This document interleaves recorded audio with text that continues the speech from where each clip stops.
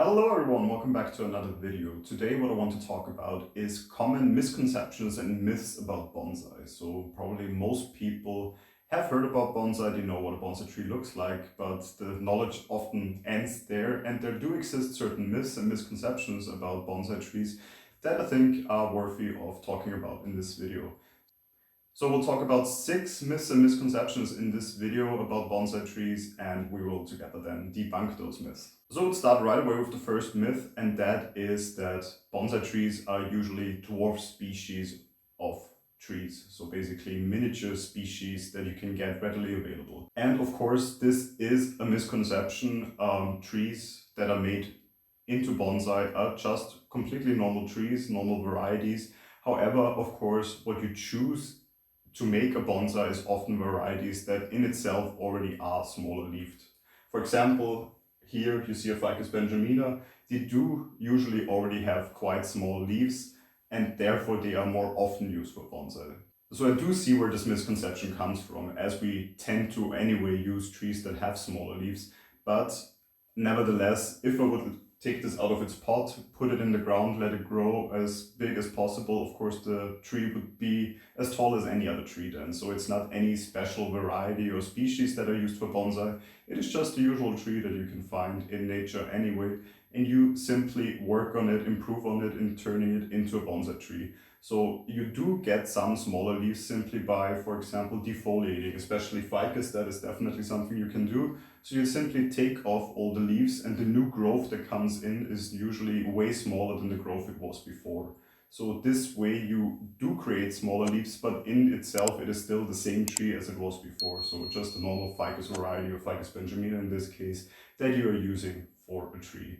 And that really holds true for all bonsai. So a bonsai is never a specific species that you only get in the form of a bonsai. It's always a normal tree that you turn into a bonsai.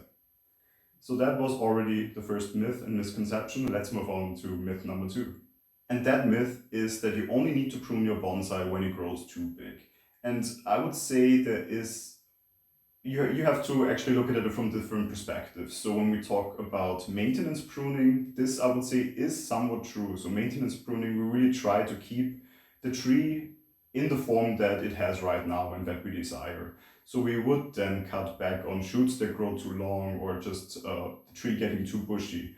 However, this is not the only pruning there is when it comes to bonsai. More important pruning, I would even say, is the structural pruning, where we really work on the fine branch structure of the tree to get this really the way we want it, to create like nice looking pads on the trees. And for that, it is not only cutting it back when it gets too bushy, it often is actually you reduce it more in an effort to have it then grow in a structure that is way more desirable than the tree is currently in. So if we look at this tree, for example, I've did a lot of structural pruning on this. I took out the entire apex at one point here, actually a huge side branch that was here. And of course, this is then pruning that goes way beyond simply maintaining the overall look of the tree. Because in the end, I would say bonsai is an art form that is ever evolving, and the tree is ever evolving. So only keeping it the way it is normally not the final goal, I would say. So there's always improvements you can do, always work you can find to just fine tune your tree furthermore. So I would say it is a misconception that you only prune when it gets too bushy, because in general you want to work on your trees and refine them more and more over time. And for that you need other pruning styles as well than just maintenance pruning. So let's move on to the third misconception, and that is that you normally should keep your trees indoors. So meaning that bonsai trees are indoor trees. And that I would also again say we need to look at two different perspectives, but I would say there's actually two different misconceptions about that. Because first I would actually differentiate between indoor bonsai and outdoor bonsai. I will start with outdoor bonsai because this is actually what you would think of, or what at least people that are very much active in the bonsai community would say are the original bonsai trees. So the art form of bonsai developed with outdoor bonsai trees. So it's really an art form that is also kept and shown outside. So normally you do use trees and tree species that you can keep outside in whatever environment you are living in. So if you live in temperate climates, you normally would use temperate climate trees and keep them outside all year round. maybe bring them in for showcasing at certain times, but normally you do have them outside. So there you can already see the first misconception, that most people do not think of these outside trees when you think of bonsai. They normally think of those cute little trees you can find in garden centers that are normally actually really kept indoors, because they simply come from a climate that when put indoors they would still survive. So they're often from tropical or subtropical climates, meaning that the environment is somewhat similar, at least to what you can also achieve within your home, and that's why you can keep them indoors. However, as I said, you can keep them indoors. It doesn't necessarily mean that it is the best environment for them. For example, I also, many of the indoor bonsai that I have, and I do actually speak mostly about indoor bonsai trees, but even I have most of my trees outside in summer, for example, because I can simply see the benefit it gives to the tree.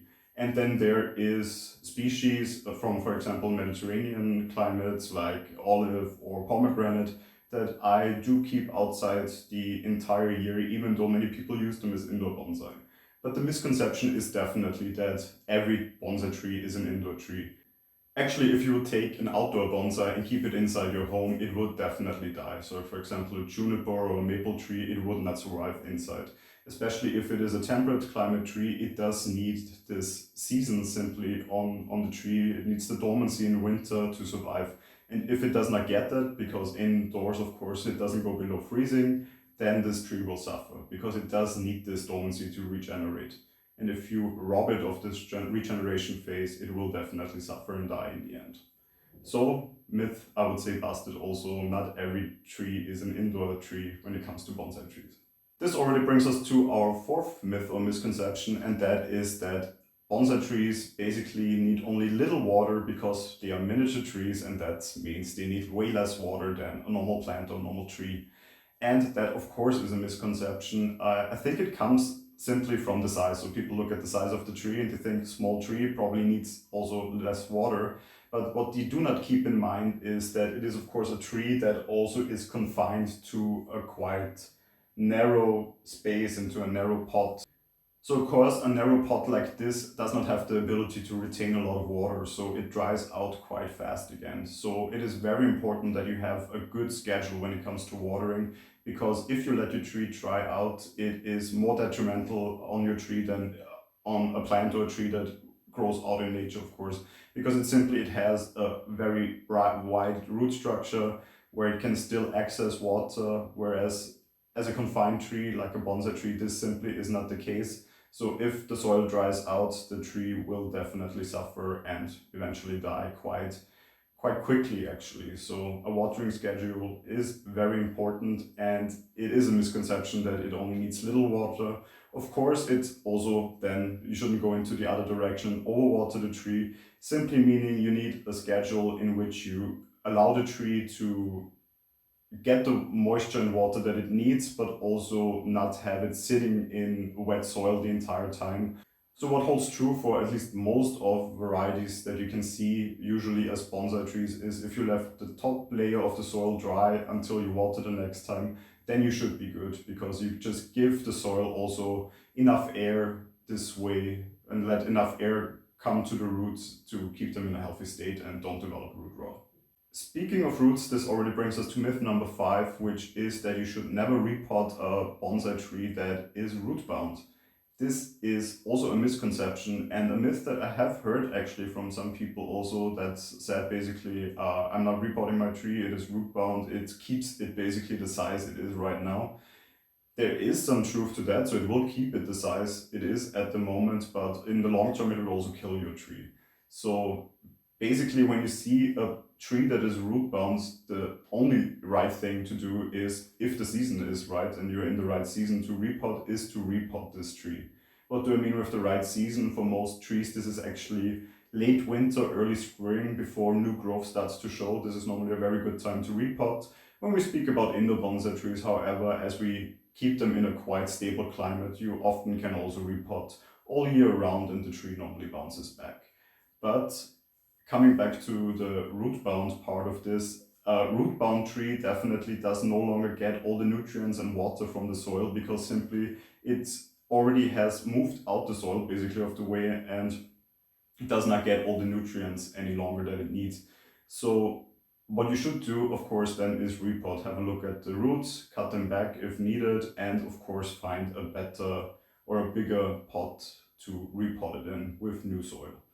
So the misconception is you would keep it this way because it allows you to keep the tree easier in the way that it is, because simply it is already then not getting enough water and nutrients, so it cannot grow any longer. But that is not what you want to have in a bonsai. You still want a bonsai that grows, that shows a lot of new growth that you then prune back if needed. However, if it no longer grows, that normally is a sign that your tree is suffering and in a bad state of health actually. And this already brings us to a last myth, and that is that bonsai trees do not need fertilizer. This is somewhat linked also to myth number 4 regarding that it only needs a little bit of water. Again, looking at the size of the tree, I think many people might consider it's a smaller tree, it probably doesn't really need fertilizer, it gets all the nutrients it needs from the water, for example. But again, when we look at the pot size, it is a small pot. Often we use inorganic soil because simply it's better draining. This soil does not hold a lot of nutrients, it doesn't come with a lot of nutrients in general, and that means you do definitely need to fertilize your bonsai trees, as probably even more than some other trees because we use inorganic soil. So for example, I fertilize my trees now in summer every 2 weeks. In winter, I go back a little bit, so I reduce the fertilizing maybe once a month. If I have a tree that doesn't grow at all, I might even cut it out for a couple of months. But nevertheless, in general, you do fertilize your trees. They do need nutrients, they will grow nutrient deficient otherwise, which you will see often on the leaves if they lose color, if they no longer grow, if the growth is stunted. That often are cases for certain nutrients missing. Easiest way to check then which nutrients are missing is by simply Googling the symptoms. So is it stunted growth? Are the veins of the leaves showing and the rest is yellowing of the leaf? So there's many different ways trees react to different nutrients that are missing. And definitely do fertilize your trees. It will be detrimental for the health if you don't do so. So this already brings us to the end of this video. As I said, 6 common myths and misconceptions about bonsai trees. I would say those misconceptions and myths are mainly concerning people that just get into the hobby of bonsai trees or heard about bonsai trees but don't really have that much knowledge on it. However, I still think it is important to talk about those misconceptions because especially for somebody who is a beginner who just gets into this hobby, this could lead to a couple of dead trees in the beginning that can be avoided and can simply lead to a better learning experience if you already know that these misconceptions exist, but they are misconceptions. That definitely will help you simply to take better care of your trees in the future and simply enjoy this hobby the way you're supposed to enjoy it, by simply having a great time with your trees and learning a lot by working on them. So I hope this was beneficial to you, this video. If it was so, feel free to leave a like. If you enjoyed this video, of course, feel free also to subscribe to my channel, and I will see you in the next video. Until then, goodbye.